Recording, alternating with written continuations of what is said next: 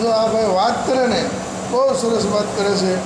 એકવાર આ પૂરી વાત સાંભળજો તો તમને બહુ મજા આવી જશે અને સત્ય વાત છે.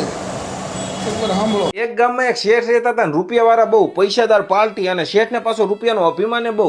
તો એક દિવસ એમના પત્નીને બોલાવીને કે શેઠાણી તમે બહુ ભાગ્યશાળી કહેવાય કે તમારા લગ્ન મારી હારે થયા.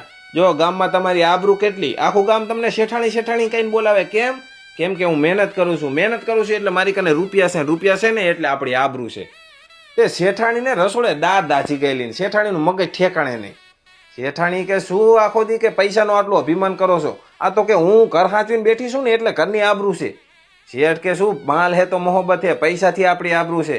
શેઠાણી કે રહેવા દો, ઘરની આબરૂ સ્ત્રી અને પુરુષના બેના હાથમાં હોય અને સ્ત્રી ધારે ને ત્યારે ઘરની આબરૂ પાડી શકે અને ધારે ને ત્યારે ઘરની આબરૂ વધારી શકે.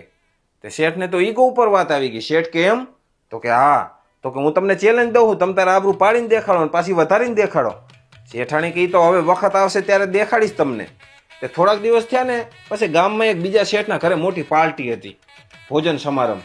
તે શેઠને શેઠાણીને આખો પરિવાર ગયેલો અને વીઆઈપી બધું જમવાનું, સંગીત બંગીત બધું ચાલુ ના વીઆઈપી પાર્ટી હતી. તે શેઠનો છોકરો રોવા માંડ્યો. તે શેઠાણી સાનો ના રાખે. તે આ આખા બધા મહેમાનો બધા જોવા માંડ્યા.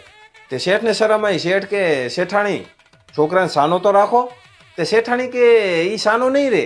કે કેમ? તો કે આપણે કે ઘરે કે રોજે કે ખીચડી ખાઈએ ને, તે કે એને આવું બધું સારું સારું કેટલું બધું ખાવાનું હોય પણ કે આવું એને નહીં ભાવે, કોઈ દી ખાધેલું નહીં ને. એ તો કે ખીચડી હાટું રોવે હે. શેઠને તો બહુ શરમ આવ્યો કે હે શેઠાણી આબરૂને ધજાગરા કર્યા.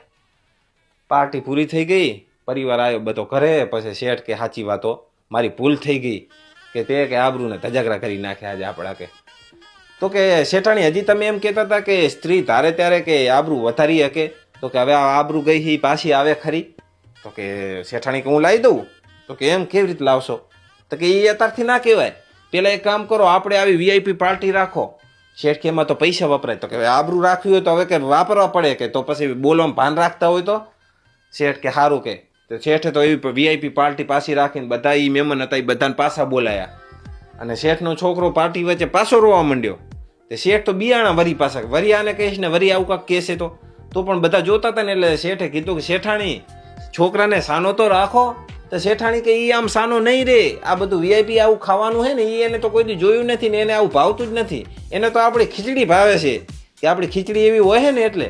પણ કે એક કામ કરી આપણે કે બધા મહેમાન આવ્યા ને બધા મહેમાનને ખીચડી ખવડાવીએ અને તપેલા ફરી ફરીને પછી ખીચડી આવી હો, વીઆઈપી ખીચડી, કાજુ બદામ પિસ્તા અંદર આમ કિસમિસ ને વીઆઈપી ખીચડી ઘીમાં લથપથ.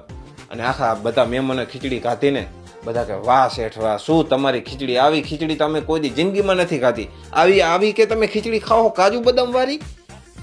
શેઠને તો ગર્વ થયો કે વાહ આપણો તો વટ પડી ગયો. એટલે આ વાર્તા આપણે સાંભળેલી હતી, મેં તમને સંભળાઈ.